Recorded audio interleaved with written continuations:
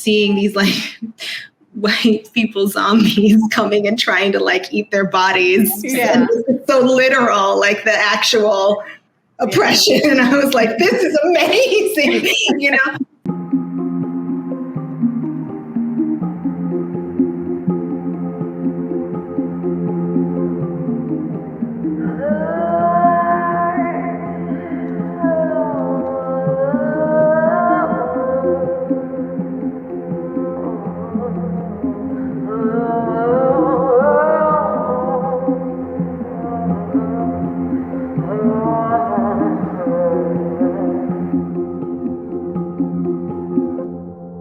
Hi, I'm Gabe. And I'm Kat. And we're the Ghouls Next Door, talking about spooky stuff. As we do. If you don't already know, we are the media analysis show from a horror lens where we explore the real-life historical and psychological reasonings behind our cinematic fears. On today's episode, we'll be talking with two phenomenal creators with a love and appreciation for horror to discuss how horror can be used as a form of community care. This program is a part of PhillyCAM's People-Powered Media Fest, our annual month-long celebration of community media in our membership. This year, we're focused on sharing the ways our media can be a form of community care. Be sure to catch conversations, workshops, and special programming focused on ways storytelling cultivates care. Tune in to be a part of the fest on cable, radio, and online. For more information, you can visit ppmfest.org. Yes, thank you, Kat. Yeah, this is for PPM Fest with PhillyCAM, one of our many homes for content. And we're talking to some amazing creators today about horror and how it can be used as a form of community care, but also, ways that it can be improved and be better forms of community care and what that means to these creators. So I want to welcome Eunice and Wi-Moto to chat with us about horror. Before we get started, I'll introduce who you are to our listeners so that they get that idea of who you do. Why do we pick you? So I'll start with Wi-Moto, who you should be familiar with because she's been on our show a few times. Wi-Moto is a writer and transmedia artist, the founder of Dusky Projects, where they create and produce horror and sci-fi content for young adult and adult audiences. As an educator, her practice is rooted in culturally responsive pedagogy. Through the use of speculative fiction and creative disciplines such as music, film, and performance, Nyoka designs and implements family-friendly curriculum and programming to address literacy, creative problem solving, and the importance of youth advocacy, which is exactly what we like to see in our media, like media with a purpose, and you learn things, and then you go and you do it. And it's fun, the whole time. Yeah, edutainment. Yes, edutainment. It's fun. And then we also have Eunice, who you all might not be familiar with, but you really should. If you do not know who Eunice is, you need to get on this level. So Eunice Levis is a first-generation Dominican-American, born and raised in the Bronx, New York. Currently, she's developing several projects that combine her love of horror, sci-fi, thriller, and fantasy, mainly through a diasporic lens. She recently wrote and directed InVade, a sci-fi short film, which I'm so excited to see, and has worked on several other works, such as her feature script Keep, which is in a second round for consideration in the 2021 Sundance Feature Development Program, and also was a part of a really great opportunity that I want to hear about from the Knicks. The 13 minutes? Yeah, 13 minutes of horror. Yes, so exciting. So that was our introduction of you all, but I would love to hear from each of you a little bit of like what inspires you to create the work that you do and maybe even what you're currently working on. We can start with you, Eunice. Oh, okay. So my work, I think that, so I tend to like genre in general. So I weave in between sci-fi and horror and fantasy. I also really gravitate towards having my work be bilingual or bicultural because I am Afro-Dominican. So I like to give a nod to everything that's culturally within me. That's just really important to me. Excuse me, I am currently, so I wrapped InVade. That's a sci-fi short, sci-fi thriller, and it's also, it's bilingual. It's not, it's bilingual, and it's a lot of fun. The next thing that I'm working on now, it's called Row in the Stardust, and that's an urban fantasy, and that one is also bilingual. And what I just wrapped, actually going backwards, is a micro short called Fell Ends, and that was for the 13 Minutes of Horror inaugural film festival from Nyx, and that was an amazing experience. It was the first year. The theme was folklore, so I focused on the folklore of La Sihuapa, which is very popular folklore in the Dominican Republic, and actually in the Caribbean they have different versions of it, but in the Dominican Republic it's called La Sihuapa, and it's basically a forest demon with backwards feet. It was a lot of fun to do, and I felt like really, really, really supported by Nyx. That was just like really an incredible experience. And right now, the film is streaming on Shudder. Ooh. Love that. Shudder's doing some really great work with just highlighting, different cultures, right? Like, and being like, look at all this amazing horror that's out here and you don't even know about it. Like, we need to make more of it. Yeah, that's awesome. I'm so excited for you. Wi-Moto, what about what you're working on and what drives you to create what you do? Similar to Eunice, I'm Afro-Mexicana, so some of my work is bilingual, and it's also, I have like a real transmedia approach, so sometimes the story will start on stage and then some of it will be told via music or audio and then some film. So I kind of oscillate between a lot of different forms of storytelling, but the writing is pretty much centered in all of it. So I would say that I'm a horror and sci-fi writer. And right now we are, with Dusky Projects, I'm in the post-production for second season of Black Women Are Scary, which is a podcast that produces and celebrates BIPOC authors by mounting their short horror stories. So I work a lot with authors, and we make like a full-on audio production that airs the top of the month. And then we follow that up with different online fun things like the Macabre Mixer, where you get to meet the author and we design games around their story, and you get to interact and just come together and have a good time and be in community. It's very much leaning towards community care because it started in the pandemic. And it was also, the point was I was really looking for my tribe. I wanted to find other horror and sci-fi, other genre, BIPOC, anybody making genre work, writing genre work, and like feature them, spotlight them, highlight them, and hold a space where we could talk about the work and not get mired in identity politics, which I know sounds funny because the podcast is called Black Women Are Scary, but it's also kind of a joke. And I also say Black Women Are Scary, so like I don't have to talk about being Black ever again. like it's like I get out ahead of it, like, okay, Black, and then like now we can talk about other things. So that's what I'm doing right now. I have some, and then I'm writing. I'm just always writing. So. Yeah. And I love reading your work. It's in that, like, they're always really unique perspectives, and that like we don't get to see those all the time. And I wish they were, all the time. I wish it was like, oh, another one of these, So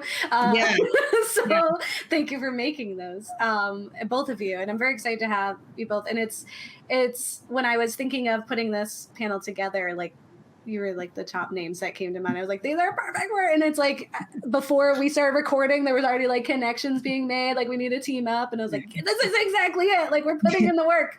Just be that connector. So I want to start with, now that we've gotten acquainted, just in the topic of how we're saying like community media is community care. I am curious to hear what you all see community care being. Like, what does that look like to you? And anyone can answer. I'm ready. It's so huge. I think, okay, so there's like so many lenses, but just from the lens of people, the media makers, really I'm always looking to and always trying to find ways to be involved in a kind of, it's gonna sound dumb, but like alternative system than the the typical approach for if you want to make media, if you want to make television, or you want to make a movie. Really, if you want to make television, there's a standard way, and that way has not been. That way is very hostile. Like friends that I've got that are working in the business or working in Hollywood. They never really have anything good to say about what it's like. And so I do. And then there's always that caveat where people are like, just make it, don't wait for them. And I'm always like, who is the them? Let's unpack like the them that you cannot wait for and why. And then, you see a lot of that upheaval now with these so many programs that are like, we're looking for people of color to be part of this writing program or this directing program or this fellowship for producing or this way to like shadow and then we'll foster or mentor you to the thing, like there's a lot of that now. And I guess that's good. But I am also very interested in the people who are like exploring other ways, because we have so many tools to make media and get the media to the audience that are not necessarily like through the typical gatekeepers. I'm not saying, I totally apply for all of those programs and hope to get in one. But I also want to like be friends with and be about some like other stuff too. One, because it's fun, and two, that whole like we're the gatekeepers that are now gonna do this because we realize it's not diverse. Like that whole like, weird dynamic is a little. I don't know what to think about that. It makes me feel strange. So I like to like operate on more than one frontier here. Yeah. And I think something we'll talk about too is some of those opportunities are often looking for a specific theme or approach to the stories too. Like they're looking for specific stories that they want to highlight, and they don't want all of our stories. They don't want all the celebratory or just fun. It doesn't feel rooted. Yeah. And it's because of that, it doesn't feel rooted in care. So I guess to go back to your question of community care, community would be, and it's going to sound, I don't know, radical, or I might get in trouble, but like divesting from some of these systems feels like a community care. Like that's what part of it would look like. Because, you have to be on a mission if you want to go in there and like change the system, or whatever the thing is. Like that has to be like a calling. And what if you're just like too lazy to do all that? Or just like, you don't feel like fighting today. Like, is that the only way? So I feel like community care is exploring like, but what else? And perhaps redefining success for ourselves and our community. That's like not so rooted in like, I have to be in this place and then get this award. And then that means that I made it. I'm real. Like I'm a real, whatever the thing is, fill in the blank. Yeah. Yeah, I agree. And I think, when we as PhillyCAM decided on the theme of community media as community care, I was excited for it because to me, I feel like it's inherent in the work that we do, and just, providing a space and an opportunity for like just everyone can come in, learn how to create TV shows and films, and then do it. And there's no, like, we're not reviewing things and being like, this doesn't get in, that gets in. It's like, no, you made your story. I want it on there. Like, no matter what it's saying, like sometimes it can get a little hairy. Sometimes it's like, what are you making? But at the end of the day, it's freedom of speech and it's expression in one of its purest forms that I think is community care. So I totally get what you're saying, Wi-Moto, of like, can't we just do it like and do it the way we want to and in a way that feels safe and achievable without trying to fit someone else's standards or expectations of what success look like. Awesome. Eunice, what about you? Yeah. So I think I have a unique way of interpreting community care. It's really because of my day job that I've been doing for many years is I work in writing basically like PSA content and sales generated content for health, specifically for Medicare. And I think that community care for me in that role and kind of it crosses over where it's more of it's highlighting things that we should care about within the community, highlighting how it affects you, and manipulating behavior. Mm. That is at its core horror, right? Yeah. So we're doing it in a way that this is good for you, right? We're doing it under, this is the medicine, right? This is the monster and this is the medicine. And so for me, I'm trying to scare you into changing your behavior.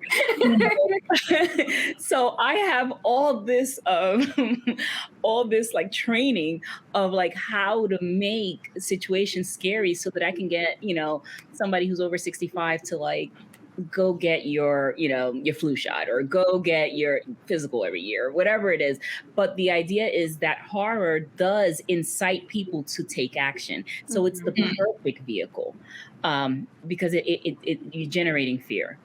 So that's kind of how I see it. And that's how I see that we can utilize the tool in terms of getting people at their core to react and to act. Yeah. And I will say there's no one definition for community care, which is why I've had a lot of fun asking people, like, what does that look like to you? And there are some like, through lines of like, celebration, education, equality, just like representation, like those are, some of the fundamental things. And I think like education through horror one is like our favorite thing, but is also a very great tool. And since this is a panel, Kat, I want to ask you what community care looks like to you. Putting me on the spot. Oh gosh. Yeah, I think, okay, for me, like community care is definitely like one, thinking of like what Wi-Moto was saying with like sometimes the gatekeeping or systems in place aren't actively working to create a space of community care. So I always think of Bong Joon-ho's Snowpiercer, where it's like, if the system isn't doing the thing that we want, you build the train. So I really appreciate the creating space where that does act actively more as like a space where people can feel represented, seen, heard. And for me, like media that does that and like allows people to like enter a state of catharsis or just feeling like validated in their either experiences or emotions can be really powerful. So I think that's what it means for me. What about you, Gabe? You're on the spot. I kind of answered. I think being able to, community care is all those things that I've heard over this time, in appreciating that it can be so many things and that we're all working so hard to make that. But I think community care is like creating a space where people feel safe and can tell stories and celebrate one another and like, get there. But at the same time, also as a community get through things as well. Like we can watch this and we can kind of overcome this obstacle or this barrier as a unit, as a team, supporting one another. And then we can come out the other side and then celebrate one another as well. Like that we can do that together. I'm very much an extrovert. So I'm like, the more people, the merrier. Like let's all get together and be friends, and like do that. And so I think something like horror is often a very communal film, like a filming experience, and that not a lot of people are just watching it all by themselves. Like, and if you are, you're like people think you're crazy, right? It's far more fun when you're with other people who can react and have those experiences. So even just in that, just like being able to get spooked together is like you're being vulnerable and like excited and like just having a good time together. And I think that is a form of community care. It's Kat. Look at this panel. Kat, why don't you go to the next question?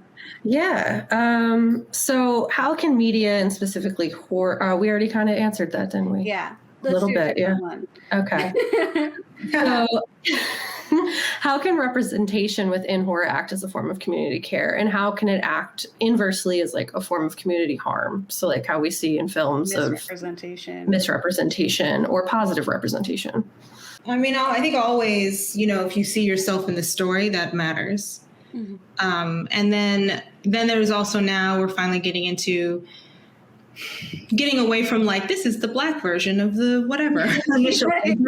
Or this is the Mexican, or this the Latinx, or this is the Asian version. Like, we're getting away from like the Asian version of this, or the BIPOC version of that, and really starting to get into like, this is a new thing from this community. Yeah. Like, like reservation dogs is not the native version of anything. That's some new stuff there. And you're watching that. and I mean, it's a great show. I'm super excited about that, and Rutherford Falls, and like Resident Alien, just seeing like First Nations folks not in a period piece in the West. Like, for the longest time, I was like, I know, people still are alive right now. Why is it 1812? So they all wear headdresses or have this one specific like nation, like what? Right. So just like the the power, like even when it's not your diaspora, so when I saw Blood Quantum, and then I had to like look up what that meant, but like just the power of that, of the visuals of that, of, seeing these like white people zombies coming and trying to like eat their bodies. Yeah. It's so literal, like the actual oppression. And I was like, this is amazing, It's a way, it's a form of exorcism in a sense to do this, to tell the story and to tell it through your cultural lens, and to just kind of like get it out, we did it. We can talk about it. We sort of like practice the battling of this monster and triumphing. You do like a rehearsal for this thing that you are dealing with or have to do with. It just kind of helps you process what's happening, which is why I think so much horror is being made right now.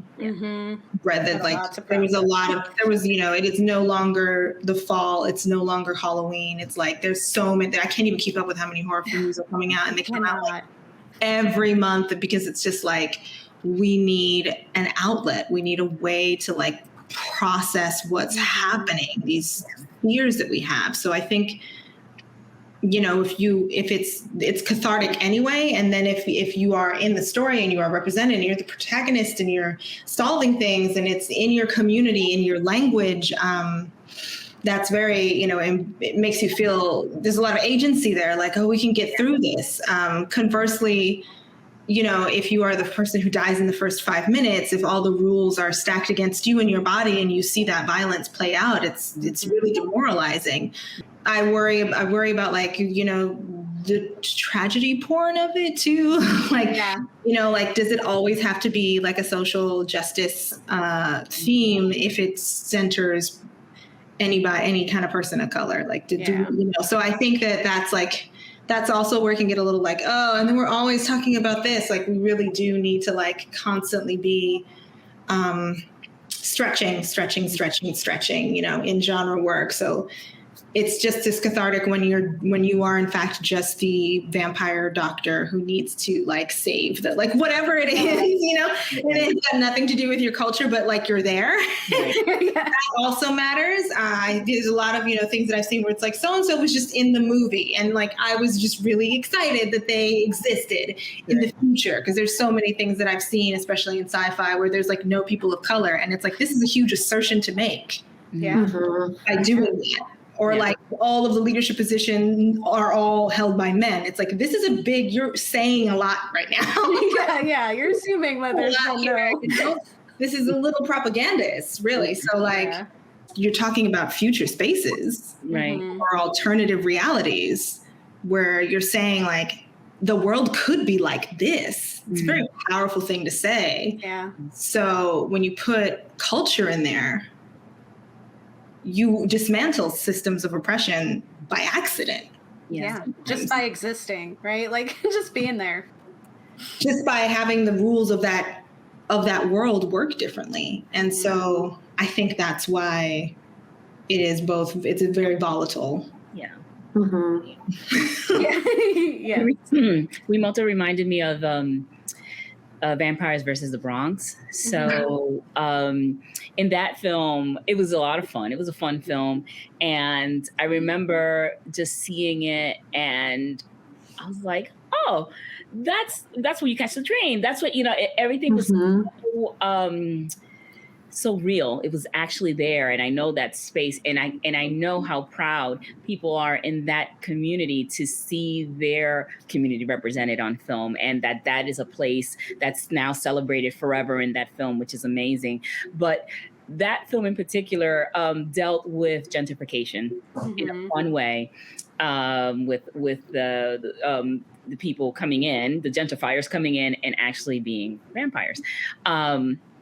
What I think was really timely about that piece is that the Bronx is currently being gentrified in an insane speed, mainly because they're running out of space in Manhattan, and right across the bridge is the Bronx. So just like Harlem has now completely, like, it's everyone's priced out, it's happening to the Bronx as well. So this was a way of kind of alerting everyone of what's going on, but also kind of like ripping the Band-Aid off, like, yo, this is what we're feeling, and this is the pain that we're going through, and and this is how we do it. We take a stand and we fight back. And so it's kind of like not only giving the community that voice, but also expressing what's happening to several people. It's not only in the Bronx. Obviously, we can put this in every major city and it'll apply. But I think that was a platform for even the younger voices to express and to put a visual to what it feels like to have someone come in and rip apart your community.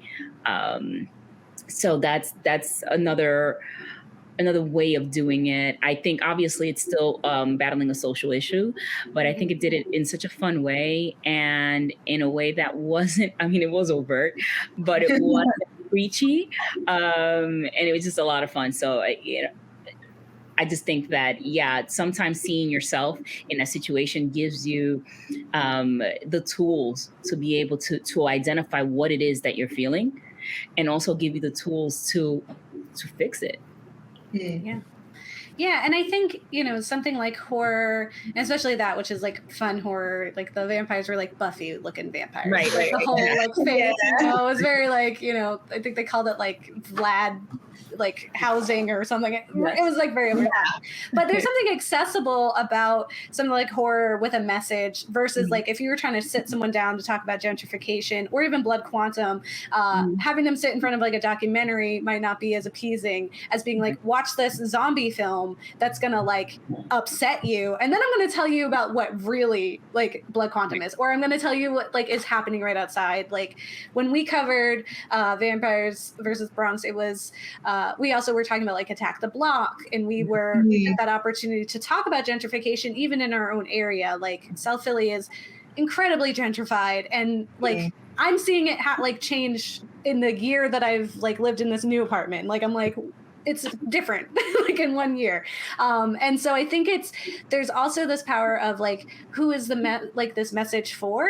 And so when it is targeted after like educating people who might not otherwise get that information, or like how many people all of a sudden were like Tulsa after like Lovecraft Country, right? Like people or after Watchmen, being like Tulsa, like what? Or like that's profound. I think it's an amazing tool. I think something that Wi-Moto has brought up in a lot of like our discussions in Ghouls and Out has always been like, at one point, can we stop doing that? Like, at what point can we stop being expected to be the educators all the time and just like get to do the thing that we want to do? And I think that is a really strong part, because being represented and just being on screen can be that care, right? It's like, oh, look, someone who looks like me, right. And to see them not be mutilated, like not to see the pain and the harm. And if that's all that people are looking at and all people are asking for, that's where the community harm comes from. Because it's like, now if that's all people are getting, like if someone lives on the outside and doesn't experience gentrification, or is on the other side of gentrification and doesn't see it as like, doesn't see the problems of it, right? If this is all they're going to get is like, this is what people are, then it's going to give them a very negative opinion on these different cultures and different people, when we could just be like, no, actually we're just existing. Like, we're just out here living, and we're multifaceted. Like we can be the hero and the villain and the best friend and the other friend and the other killer. Like we could be this whole film, right? Like we could be every single one of this film because we're not one character. Yeah. So that leads me to the other question, which is, we already have one, which is Vampires versus the Bronx. But what are some other films that come to mind that you feel like work to address and educate on some of the community issues, even if it is like the audience might not exactly be us? So the ones that are like there's like a social justice theme inside. Yeah, or even just like an educational theme, because I mean there's also the element of like mental health, like some horror films can be a tool for you to understand that as well. So just like any films that you're like, oh, that taught me something, like Blood Quantum or Vampires versus the Bronx. Right. Let's see. I mean, there's obvious like Get Out, right? And Us. Yes. I don't know if Us really had. It had a little bit of classism, but it was also just nice to have like a black. That one might be under the like, he just made a scary movie. Yeah. I didn't feel like there was a message, or if I did, or I don't know, I didn't feel like it was like real obvious. It wasn't overt, yeah. Yeah, it was super subtle. But while we think about that, can I just address something that Gabe, you brought up was in terms of who the audience is. I think that may be a key. Like once you said that, I was like, maybe we are looking at it from a different lens. Maybe we're looking at it to entertain a particular audience. And so that's why, either a social component to it is what we wrap it up in. Or maybe just like Vampires versus Bronx, we don't go deep into horror because just don't make it as friendly because it's hard to make horror. It's hard to make horror that competes, especially as an independent artist. It's hard to make horror at the level that people experience it or want to experience it. And so it comes off, it could look a little bit not as good as horror that you have a lot of a big budget and you can make it really realistic. So sometimes the social horror component of it is easier to wrap your movie around or your story around than it is like, let's say I don't know, a monster horror, creature horror, something in that vein. It's also cost. But it just made me wonder, like, maybe we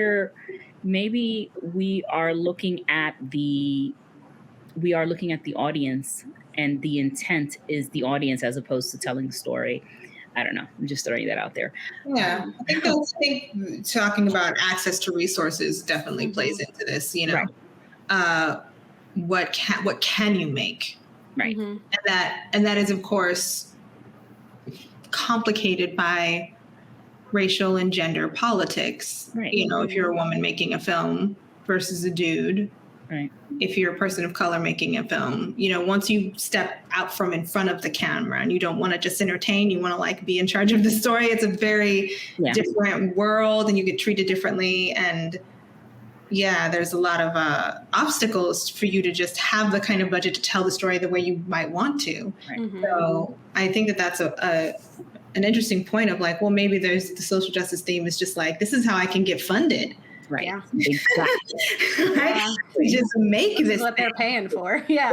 Yeah. So like Attack the Block has has a theme that does that. I was just thinking, oh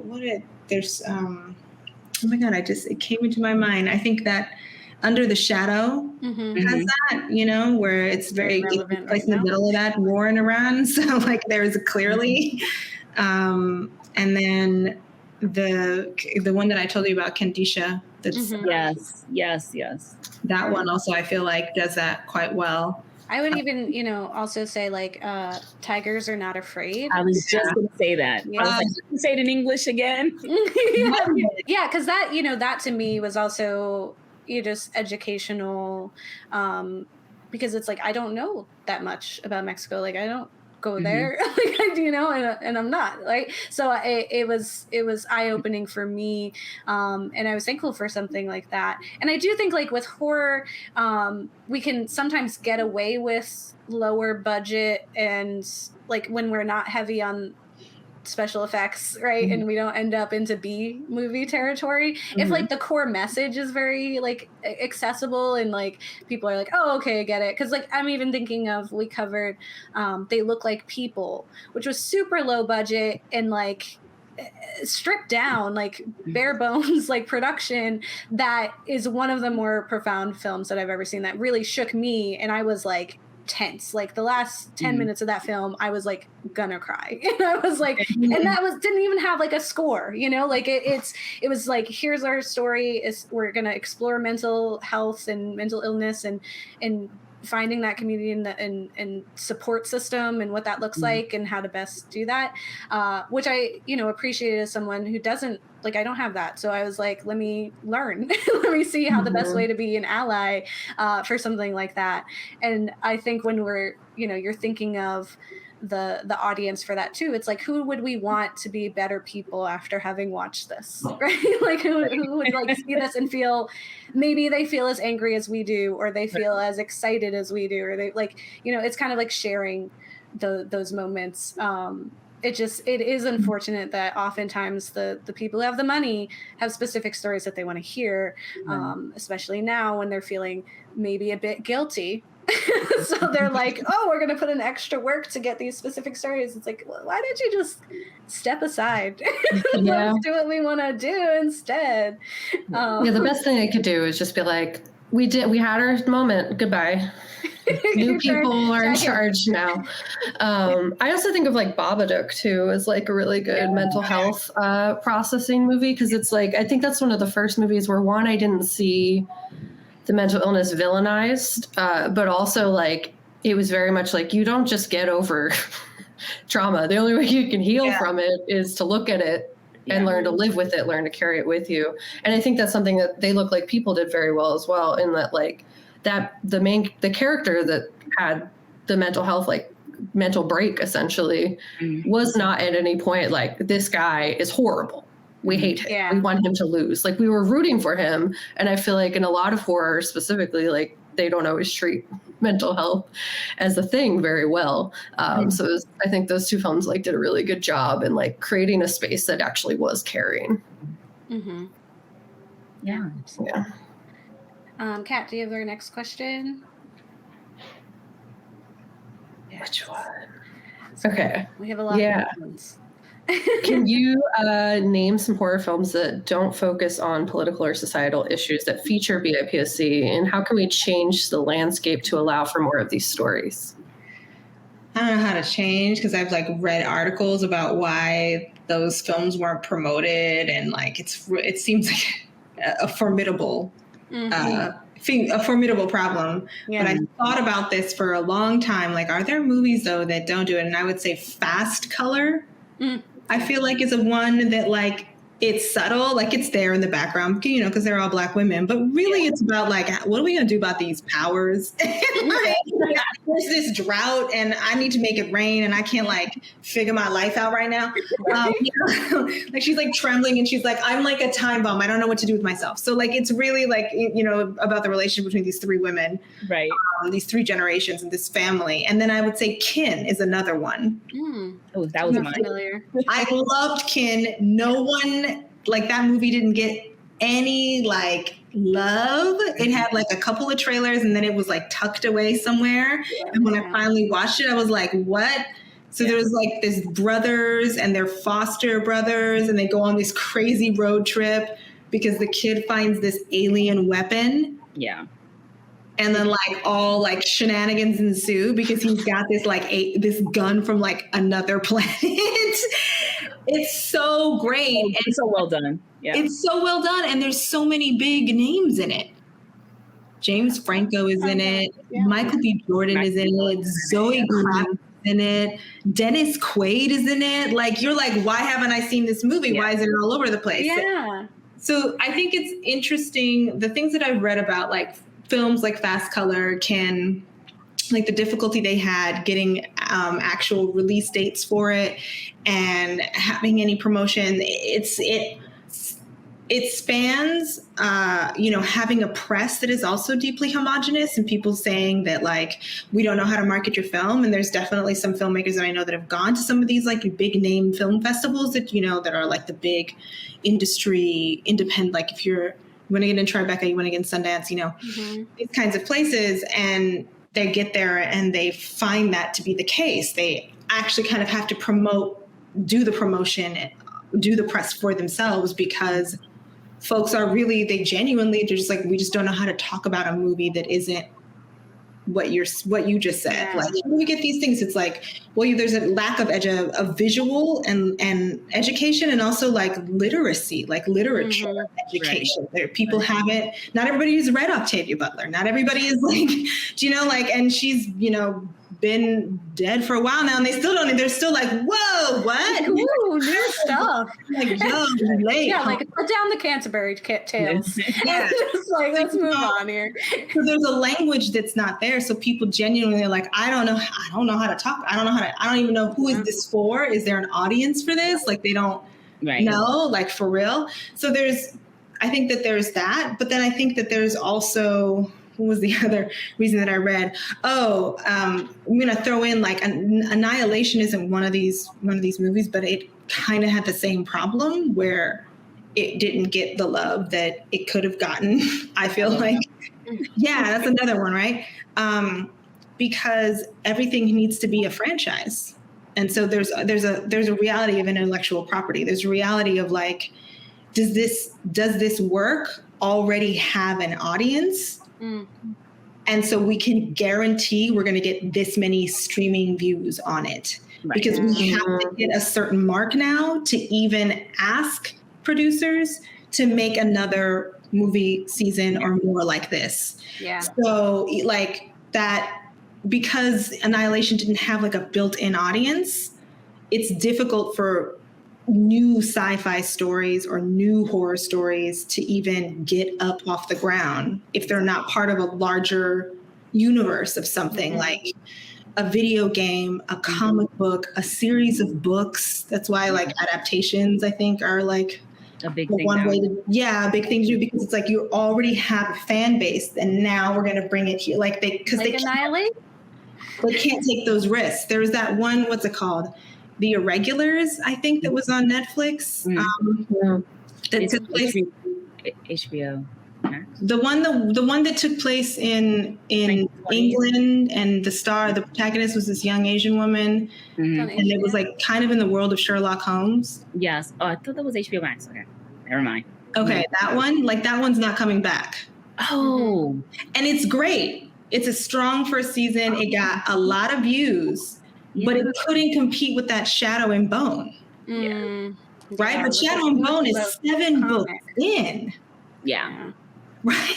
Like, so it's like, and the writer of that got to be a part of the, like that's all well and good. But like something like this show, which was just new and it still had a lot, but because it wasn't this like giant juggernaut of a thing, they're like, we can't do another season. And I'm like, so I don't know what the solution for that is, because it's just like everything has to already have existed. I mean, so we're just going to do adaptation, okay? But like original work but if you remember, like the Terminator bombed when it first, like it didn't do well in the box office. But look at what we've been watching the Terminator forever. Yeah. Like Alien, and nobody wanted Sigourney Weaver. They were like, no one's going to believe this woman. And like, but look at like.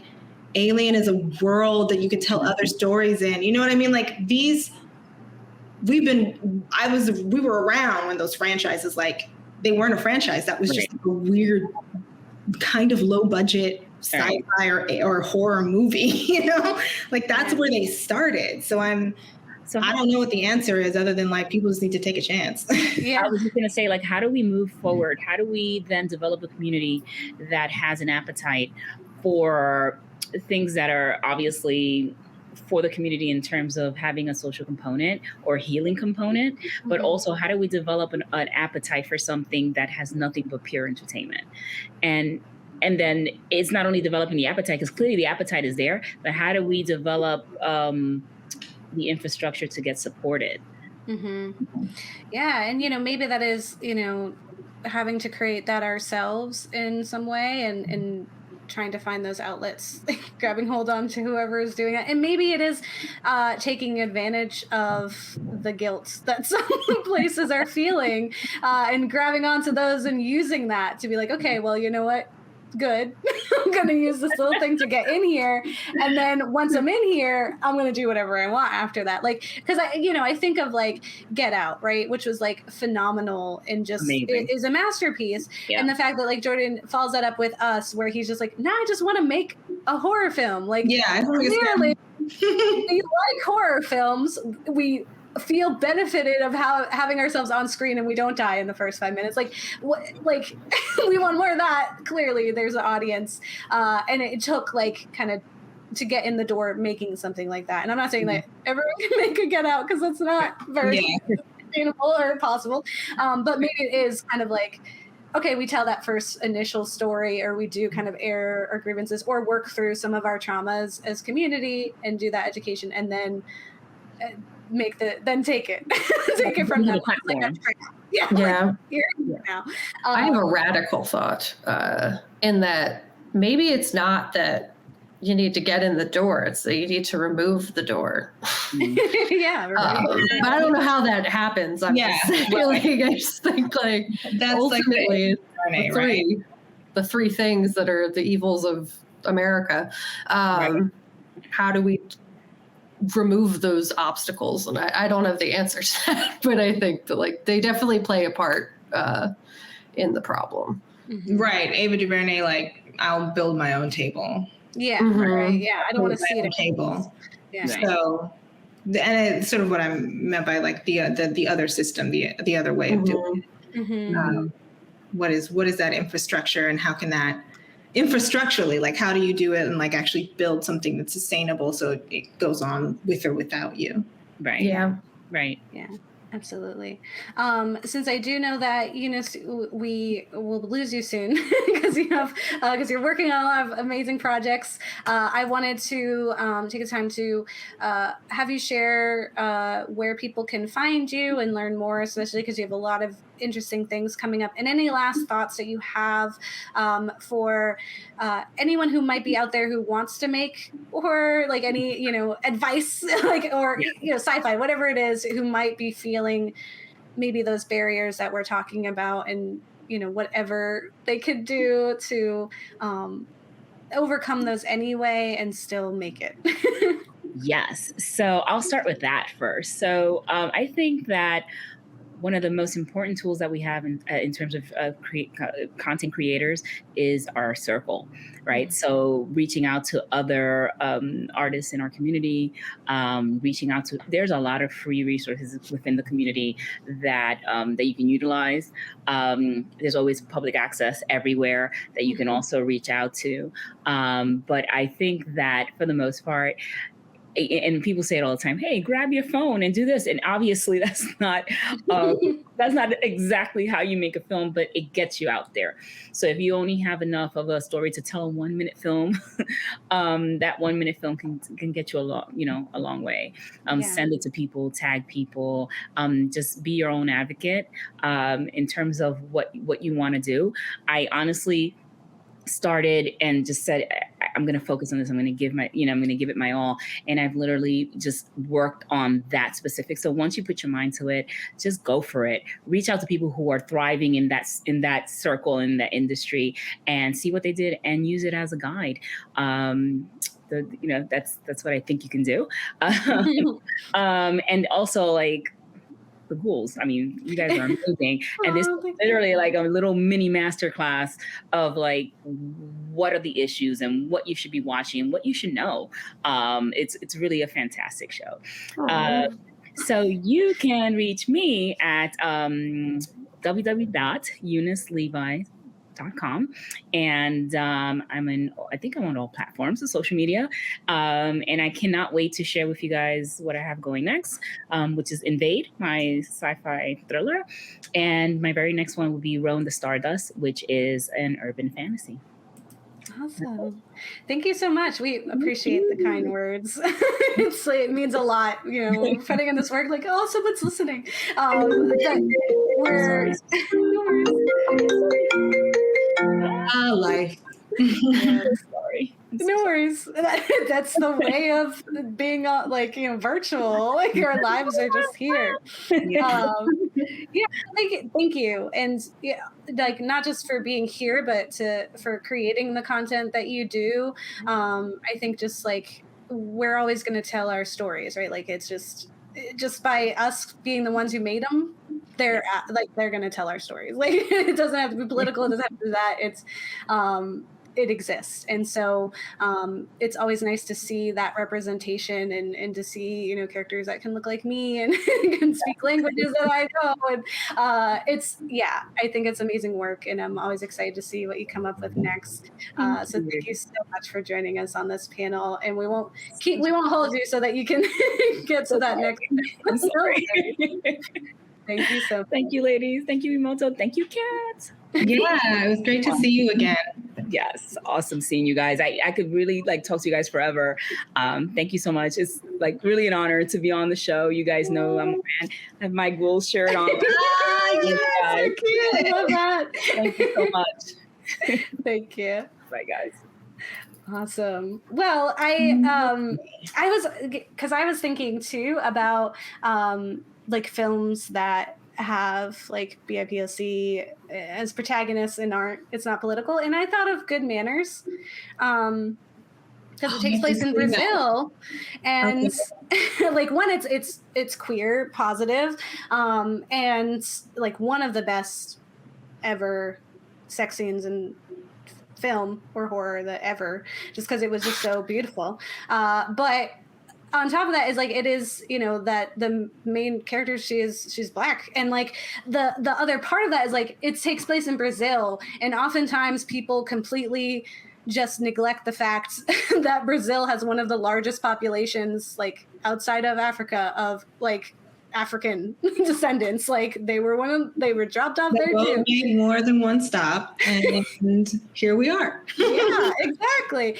And so I think it's just of course, if it takes place in Brazil, that this is what the character would be. And it wasn't ever made a point of that because the other character is a lighter skinned Brazilian and also comes from money. And that was more of the tension, was this kind of classism and living in two different worlds kinds of things. But it was never it was never an issue. I was it's so nice to just have characters out here living their lives and having other issues that they have to work through. My son is a werewolf, right? That's my problem. Gotta work through that first. And I think I was just very appreciative of Good Manners and highly recommend. Great music too.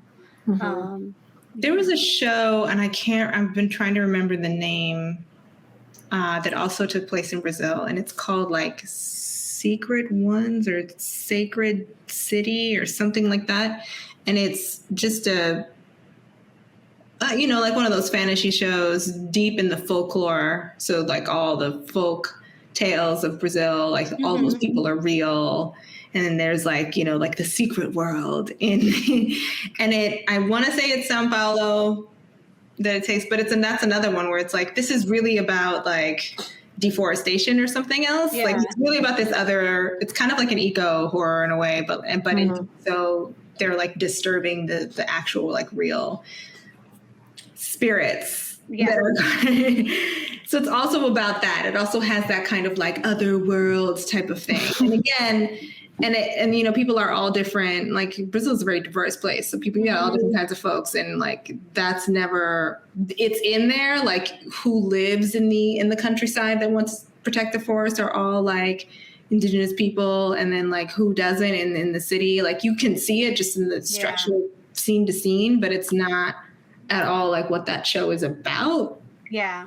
Because it's just it just takes place here. So of course the people. Yes. Of course. It's just life, y'all. I do want to kind of offer up the same question over to you that I gave to Eunice of one, where people can find you, what they should look forward to, but also any advice for creatives who are starting their journey into creating content and what advice we have to just like inspire them to tell their stories despite a lot of those obstacles that we have. And I know we were kind of like, yeah, they're there and it sucks. But, what can we say to someone who might be feeling some of those barriers a little too tough? Yeah, I mean, I definitely agree with Eunice of like, find your tribe. So it's very difficult to do a thing all by yourself.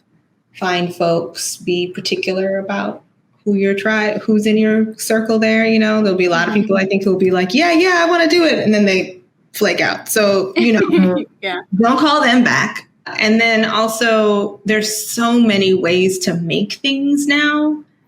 So I think being clear with yourself, like, what do you want to make?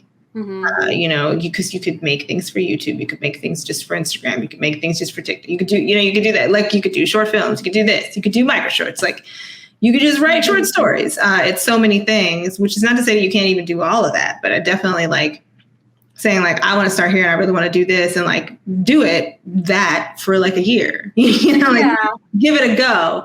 I would say that too, now that that's accessible and you can have a really great camera on your phone. Yeah.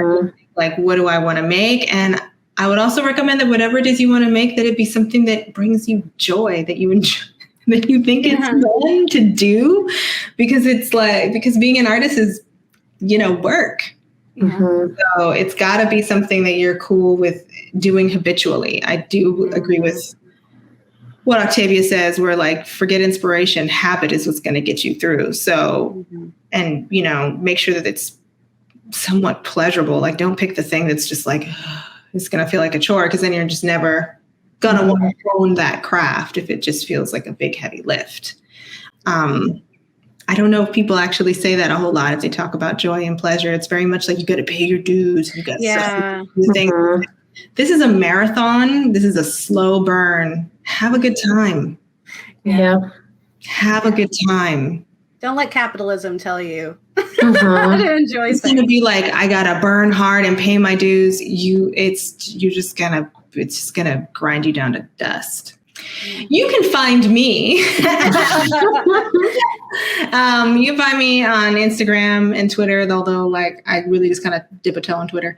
But at Dusky Projects. So Dusky Projects, and that will pretty much link tree you to everything, my website, my other things. So I feel like that's like the best way to do it. Instagram, Dusky Projects. And the next thing that's coming up is pretty soon we're going to start airing the second season of Black Women Are Scary. So yeah, tune into Black Women Are Scary. That's what I'm. Yeah, season 2 is out. It's happening and it's exciting. Well, thank you so much, Wi-Moto, for joining us again. We just keep dragging you back. We're like, this is I drag you into things too. I was like, you want to be in this other awareness-a-thon? You want to do this? Do you want to do that? And I'm like, yeah. I don't know. I'm going to get you guys on like one of the Flash Fiction episodes. I'm going to schedule you in. Yeah. To read Flash Fiction and talk a bunch of stuff. Yeah, thank you so much. I think it's been a wonderful conversation as always, and hopefully inspiring to creators out there who want to see themselves represented and are probably asking the same questions of like, why am I not seeing this, or why do I only see that? And I think the biggest way to combat that is to have alternative work, like to do the work that is what you want to see. And honestly, it's support the people that are. I do think that there's also that. Like, I see a lot of people who are like, "How come this and how come that?" And I'm like, "Are you familiar with blah blah blah?" So also, people out there who are making that work, they're available. They're on smaller networks or smaller streaming services, or like the indie comic, right? Like Amalgam. Check out Quelly TV. Just like open your mind. If your viewership is very powerful. Yeah, I think that's a part of finding your tribe too, right? It's like you're finding support for yourself, but you have to give support as well, and in whatever ways that you can. And sometimes it really is just showing up, right? Like just being there, and being that number, like adding to the number so that people can show that later and continue to grow. But thank you so much for being a part of our Horror as Community Care panel. This is super awesome conversation. And for more about community care and the different ways that community media contributes to that, make sure that you check out the ppmfest.org for our schedule and information on the various panels like this, other conversations, special programming, workshops, all kinds of things that are cooking up over there. So make sure you take a look, and you can, watch us on TV, and listen to us on the radio, or check us out online, wherever you can access PhillyCAM. So do that. And with that being said, don't get married. They'll eat your kids. Thank you.